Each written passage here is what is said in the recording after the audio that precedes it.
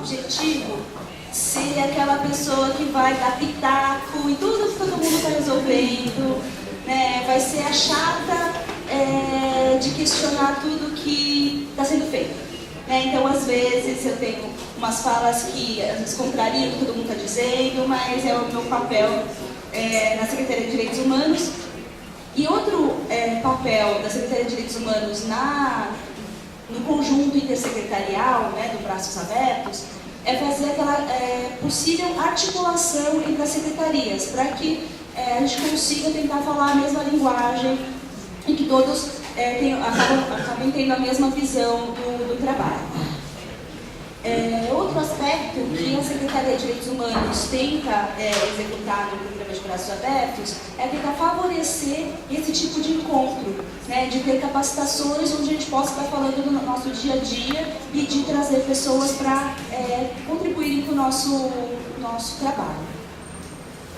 Bom, é fato que a gente tem que o uso de drogas está presente na nossa humanidade desde sempre. Né? Então não adianta falar que as drogas surgiram há 30 anos, porque é algo que está presente desde a antiguidade. E essa presença do consumo de substâncias para alterar a consciência, ela está associada a diferentes fatores, desde o contexto social que o indivíduo se encontra, a fatores religiosos. A gente tem várias religiões que fazem uso de substâncias para alterar a consciência, aspectos econômicos, sociais, psicológicos, algo que tem que ser levado em conta. Né? Eu trouxe um gráfico, está meio pequenininho, mas para dizer o seguinte, que a gente vai ter uma população mundial enorme, né? Só que aqui no centro é que a gente tem os dependentes de substâncias. Então a gente acaba vivendo uma sociedade que demoniza esses usuários, mas que eles são minoria. Né? Então é importante a gente refletir o quanto que essa minoria acaba sofrendo preconceito e sendo estigmatizadas. Então a gente sabe que a gente está convivendo com uma população bastante estigmatizada e que vive à margem da nossa sociedade. E o quanto que para desenvolver o nosso trabalho a gente tem que deixar o preconceito em casa, porque a gente vai estar lidando com essas pessoas que estão já sofrendo essa estigmatização. Né? Então, para os próprios trabalhadores, é um exercício diário lidar com isso. Muitas vezes a gente fica até com raiva de usuário, ou então a gente tem algum usuário na família, então a gente também tem que ficar atento a isso, né? Poxa, com o meu parente, que eu acho que é sem vergonha, né? Que usa droga porque quer aprontar, é diferente do que está aqui na vulnerabilidade. Não, ambos têm algum tipo de problema associado. Né? Então é importante a gente sempre lembrar de deixar o preconceito em casa, guardadinho, porque nesse momento a gente precisa fazer realmente o acolhimento a partir da empatia. E a gente acaba tendo que as drogas ilícitas, elas compõem o terceiro lugar na economia mundial. Então se a gente acha que a gente vai acabar com droga, não vai acabar. Né? A cada um ano a gente tem 25 novas substâncias que são criadas, moléculas modificadas. Então não adianta a gente querer viver livre de droga, porque não vai viver. Então o que a gente vai fazer com essa sociedade que faz uso de substâncias de diferentes padrões, mas é importante lembrar disso. Né? Há muitos anos que a Organização Mundial de Saúde, a ONU, vem tentando falar que a gente tem que ter uma sociedade livre de drogas. Né? Então, isso vai ser algo que é utópico, na verdade. Então, o que a gente vai fazer a partir do momento que a gente sabe que a sociedade tem muitas drogas e que fazem consumo. Né? Esses padrões de uso, normalmente, que a gente encontra, né, no nosso trabalho, são normalmente padrões mais abusivos. Né? E eles também estão muito associados à exclusão social. Eu, particularmente, Angélica, se eu tivesse uma situação de rua, eu usaria o que aparecesse para me controlar um pouquinho. Né?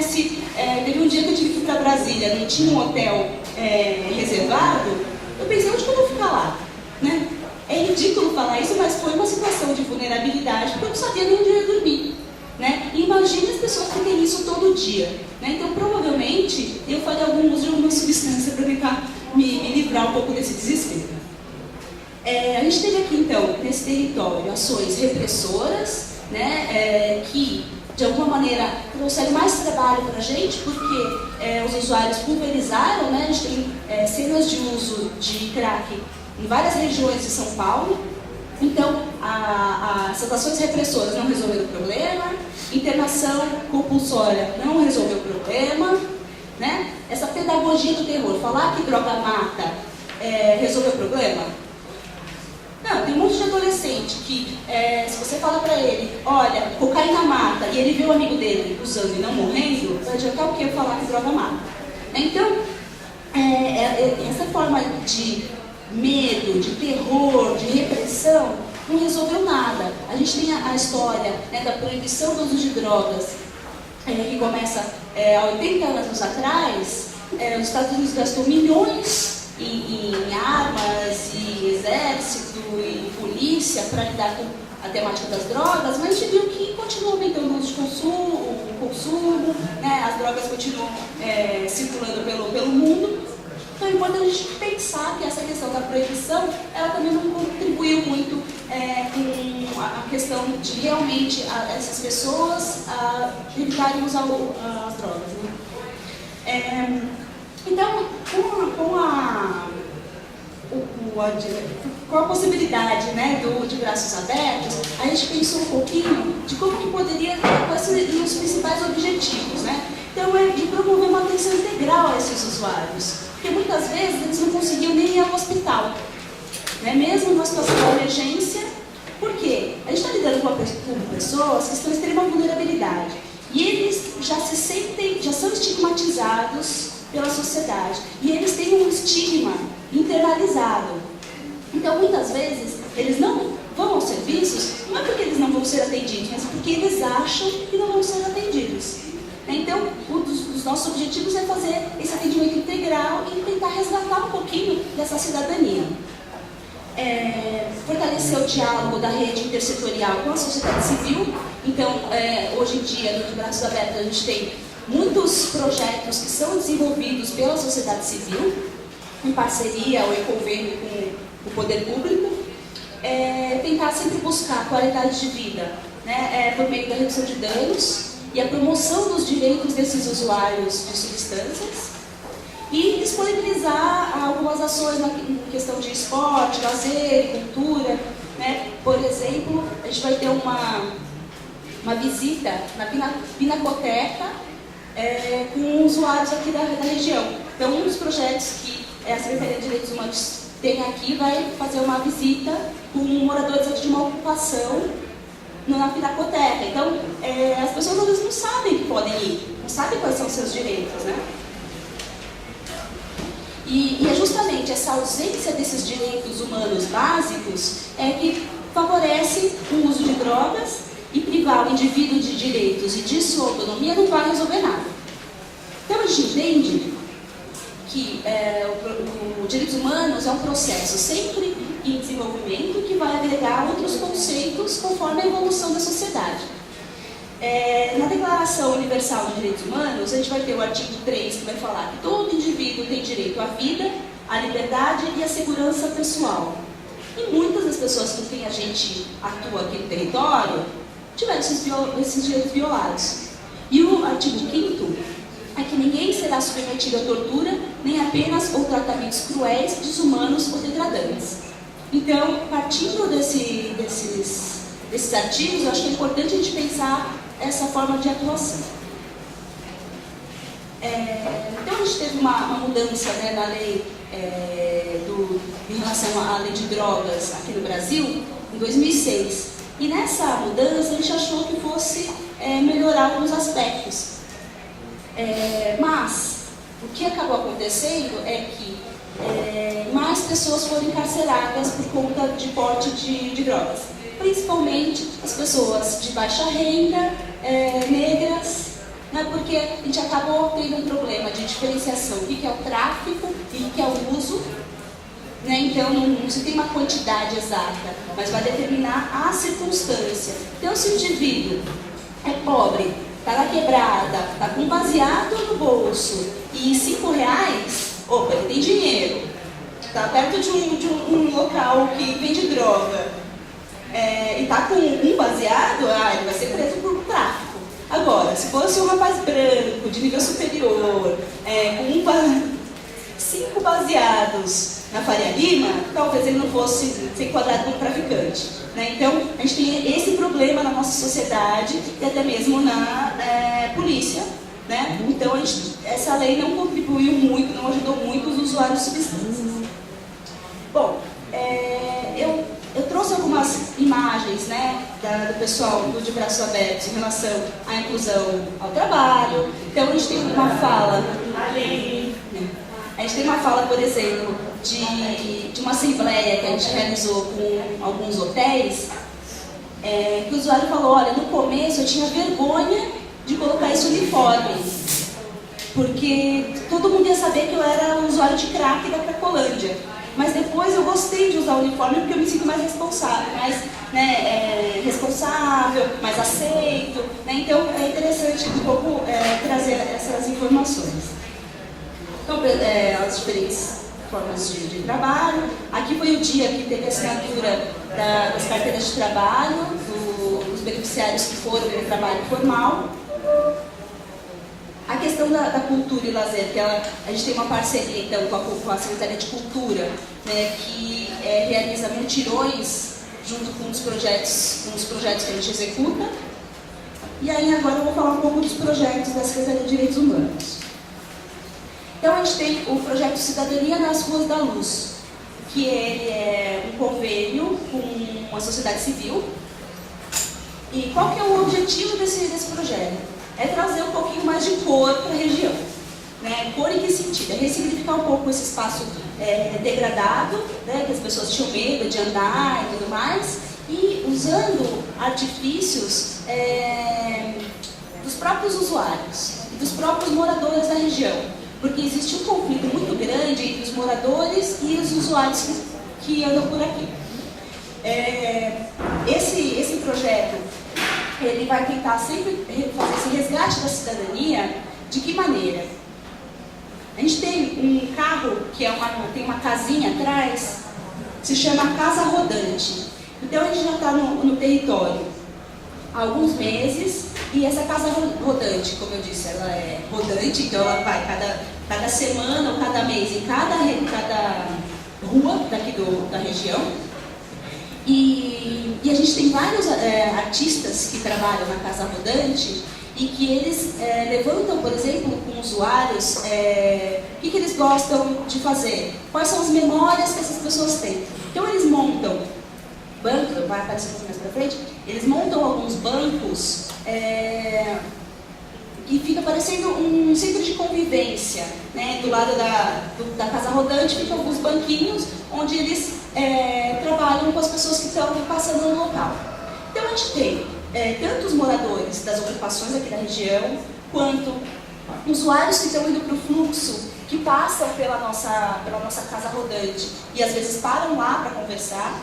Então a gente colocou, por exemplo, garrafa d'água, café, porque isso é uma maneira das pessoas sentarem lá para conversar com a gente.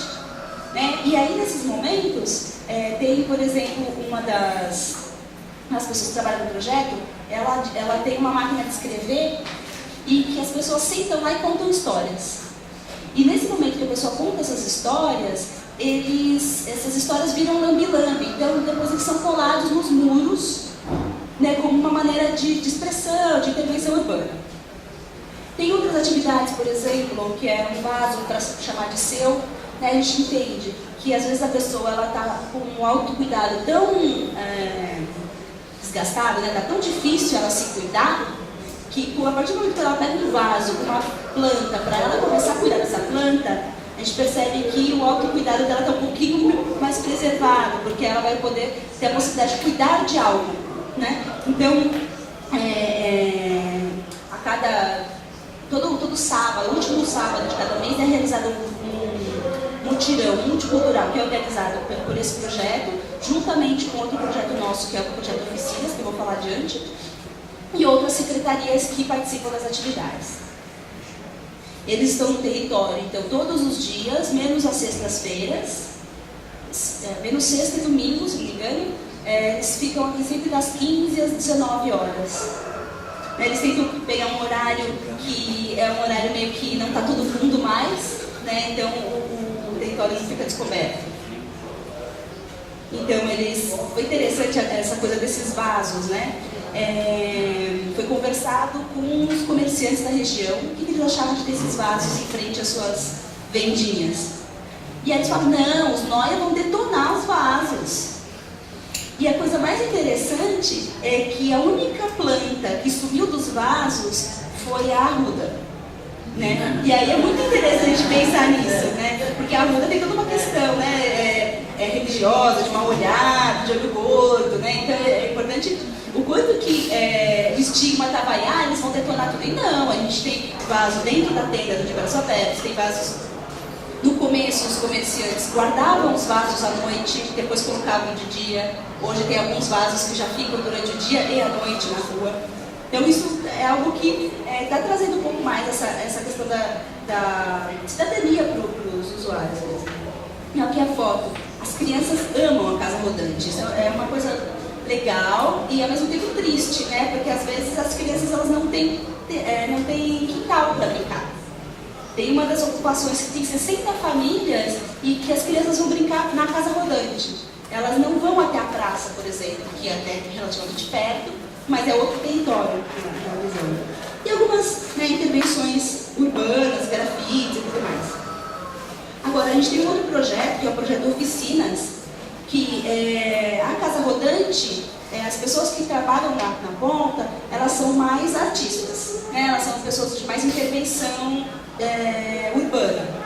Já o projeto Oficinas, ele é composto de uma equipe mais técnica, bastante experiência na abordagem social, principalmente, e eles têm como objetivos trabalhar com as demandas dos usuários, tanto dos usuários quanto dos profissionais que atuam aqui na região.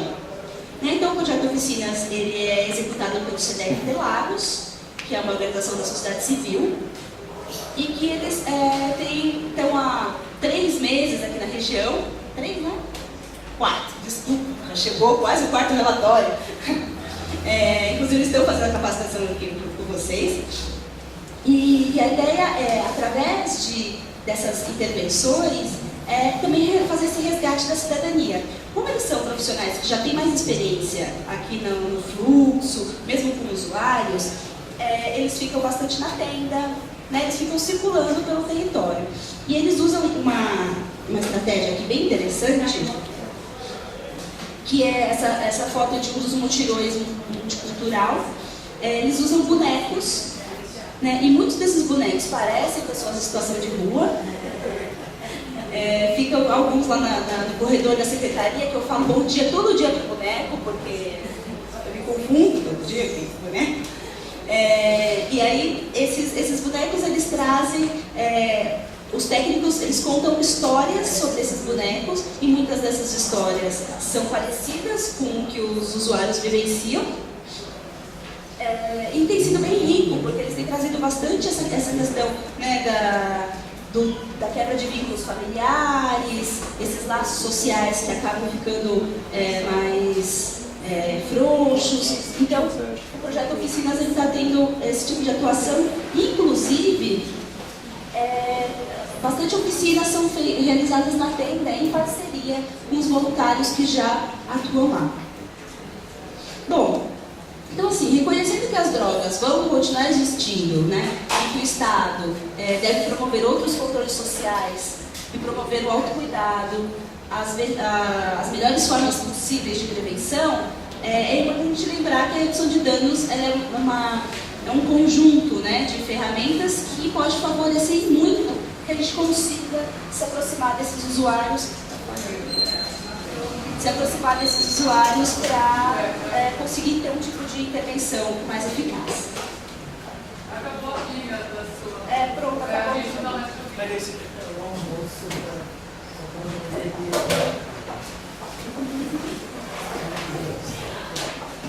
Agora acabou, na verdade. Eu queria saber se existe alguma dúvida e tem dúvida agora. Vai trocar pilha e aí você fala no microfone para tradução. Não tem microfone.